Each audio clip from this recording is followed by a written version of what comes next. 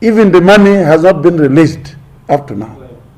Secondly, we think if government under leadership of President Museveni is not ready for the burial, let them finish their function of Kololo, but don't take the body for the burial to embarrass the local organizing committee who are doing their best.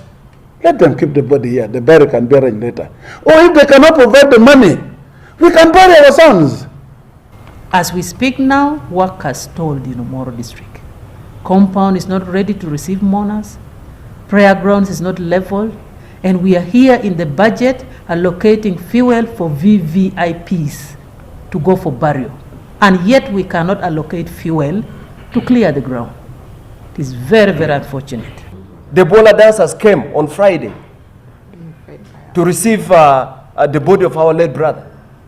There was a budget for them to transport them, accommodate them, feed them here. Up to now, they have not received even a cent.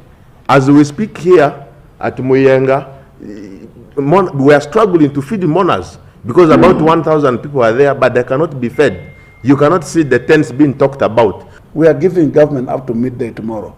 If they cannot come clearly, let the president come with this donation that is moving around with to finalize and fund the burial of the Right Honorable Speaker.